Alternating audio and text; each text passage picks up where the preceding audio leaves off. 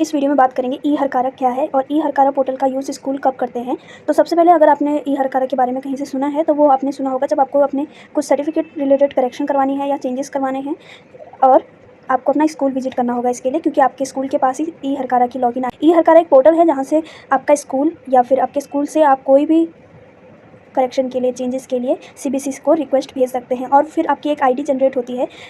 उस आईडी को लेके आप जब सीबीसी जाते हैं देन वो आपको उस आईडी से रिलेटेड जो भी आपकी इन्फॉर्मेशन होगी, जो भी करेक्शन आपके चेंजेस होने वाले होंगे वो आपको वो करके दिखाएंगी। तो यहाँ पे मेरे पास कुछ स्क्रीनशॉट्स हैं जो स्कूल में जब करेक्शन करवाई थी तब मिले थे, तो उन स्क्रीनशॉट्स के जरिए मैं आपको बता दूँगी कि आपको क्या क्या प्रोसेस आगे को करना होता है। आपका रिक्वेस्ट सबमिशन का फॉर्म होता है और यहाँ पे आपका रिक्वेस्ट रिलेटेड टू किस चीज़ से रिलेटेड है वो आपको डालना होता है। उसके बाद यहाँ पे रिक्वेस्ट कौन से डिपार्टमेंट को डालनी होती है। फिर उसके बाद यहाँ पे प्लीज़ एंटर डिटेल लिखा है 500 कैरेक्टर। यहाँ पे आपको पूरी इन्फॉर्मेशन डालनी होती है। आपके स्कूल से ही कोई डालेगा जो वहाँ पे लिखेगा, या फिर आप भी स्कूल जाके उनको बोल सकते हो कि आप लॉगिन करके दे दीजिए, मैं अपनी रिक्वेस्ट डाल दूँ। और फिर आपके पास जो ID आएगी उसी ID से आपको सीबीसी जाके वहाँ पे पूछना होगा कि इस आईडी से रिलेटेड अभी तक कितनी इन्फॉर्मेशन हुई है या कितना काम हो चुका है। यहाँ पे जो name, mobile number, email ID और डेजिग्नेशन है ये स्कूल के उस पर्सन का होगा जो आपका रिक्वेस्ट डाल रहा है। उसके बाद यहाँ पे चूज़ फाइल लिखा है, तो इस चूज़ फाइल में आपको अपने डॉक्यूमेंट सबमिट करने होते हैं। अगर आप पहले ही कर लेते हैं, जैसे आप पहले सीबीसी से पूछ के आए कि कौन कौन से डॉक्यूमेंट मुझे डालने हैं, उसकी एक 2 MB से छोटी फाइल बना के आप इस पर अपलोड करके डाल सकते हैं। फिर अगर आपने पहले ओनली रिक्वेस्ट डाली है देन वहाँ से सीबीसी से आपका इन्फॉर्मेशन आएगी या यहीं पे मैसेज आएगा एक आपके हरकारा साइट पे कि आपको और क्या डॉक्यूमेंट अपलोड करने हैं। तो अगर आप स्कूल के आसपास रहते हैं तो 1 हफ्ते बाद आप स्कूल को विजिट कर सकते हैं। देन वहाँ से दोबारा से ये आईडी लॉगिन करा के आप अपने रिक्वेस्ट देख सकते हैं। अभी मैं दूसरे स्क्रीनशॉट से समझाती हूँ कि आपको रिक्वेस्ट किसको और कहाँ। ये आपकी चीज़ें हैं जहाँ पे आपको रिक्वेस्ट भेज सकते हो आप, सब्जेक्ट चेंज, डायरेक्ट एडमिशन वगैरह से रिलेटेड। फिर आपका करेक्शन इन सर्टिफिकेट होता है तो आप उसके लिए मेनली रिक्वेस्ट भेज सकते हो स्कूल से। उसके बाद यहाँ पे जो अलग चीज़ें हैं ये एफिलिएशन वाली वगैरह, अगर आपका कोई और मैटर है तो आप मिसलेनियस में भेज सकते हो उस मैटर को। और यहाँ पे आपको बोलते हैं कि आप किसको भेजना चाहते हो, तो आप अपने अकॉर्डिंग जहाँ पे आपका सेंटर है वहाँ पे भेज सकते हो। और अगर आप दिल्ली से करवाना चाहते हो तो COE दिल्ली होता है आपका ऑप्शन में दूसरे स्क्रीनशॉट में। तो ये जो दूसरा स्क्रीनशॉट है यहाँ पे आप देख सकते हो दिल्ली वेस्ट लिखा है और COE दिल्ली एक्सीलेंस, मतलब सेंटर फॉर एक्सीलेंस लिखा है ना। तो आप COE दिल्ली वाले पे करना, क्योंकि जो वेस्ट वाला है वो आपका मंगोलपुरी में है आई थिंक। वहाँ पे आपका ओनली जो 2020 के बाद के एडमिशन हुए हैं उनकी करेक्शन की जाती है और वो भी करेक्शन के लिए COE दिल्ली के पास ही आता है। तो डायरेक्ट आप दिल्ली वाले जो आपका पकड़गंज IP एक्सटेंशन में पड़ता है वहाँ से करवाओगे तो वो सही रहेगा।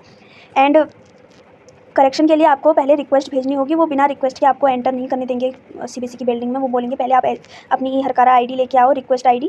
और ID कैसी होती है वो मैं बताती हूँ। जब आप रिक्वेस्ट डाल देते हैं कि इस बच्चे को ये करेक्शन करवानी है, इस सेशन का ये बच्चा है, अपना रोल नंबर वगैरह डाल देते हो, तो वो बोलेंगे कि इस करेक्शन में उनको कौन कौन से डॉक्यूमेंट चाहिए।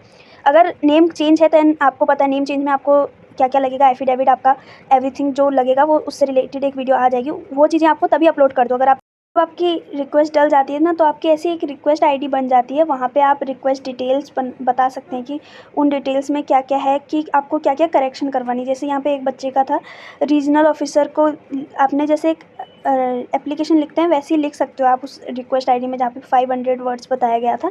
तो वहाँ पे आपने जो भी रोल नंबर वगैरह हैं वो बता सकते हो एंड आपको क्या क्या चीज़ें कन्वर्ट करवानी है या आपको करेक्शन करवानी है वो आप बता सकते हो।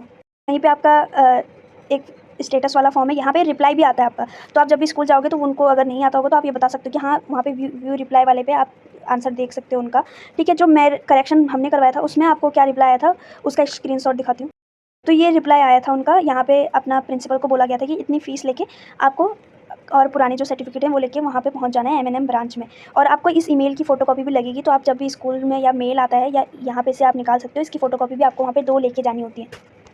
कुछ बच्चों को डाउट होगा कि एक बार अगर हमने रिक्वेस्ट डाल दी तो हम दोबारा नहीं डाल सकते। आप दोबारा भी रिक्वेस्ट डाल सकते हो, बस उसमें आप एक मेंशन कर देना कि प्रीवियस रिक्वेस्ट ID ये है और इससे रिलेटेड ही रिक्वेस्ट ये नेक्स्ट है। अगर वो कभी क्लोज कर देते हैं ना, क्लोज इन द सेंस कि आपका वो बोलेंगे कि यहाँ पे डॉक्यूमेंट कंप्लीट नहीं है, प्लीज़ अप्लाई ए फ्रेश मतलब दोबारा अप्लाई करो, तो आप दोबारा से रिक्वेस्ट ID जनरेट कर सकते हो। रिक्वेस्ट ID कैसी होती है वो मैंने दिखा दी, बट जब जनरेट होकर आती है तो वो कैसे आती है वो मैं दिखा। तो यहाँ पे you have submitted a request successfully और यहाँ पे आपकी एक रिक्वेस्ट ID जनरेट हो गई है। ये ID आपको लेके CBC जानी होती है और वहाँ से फिर अपना केस का पूछना होता है कि यहाँ पे कौन कौन से डॉक्यूमेंट लगेंगे एंड कौन कौन से इंपॉर्टेंट डॉक्यूमेंट लगेंगे आपके। उससे रिलेटेड भी एक वीडियो आ जाएगी जिसमें कम्प्लीटली बताया जाएगा और बताया जाएगा कि करेक्शन में ज़्यादा से ज़्यादा कितना टाइम लगता है।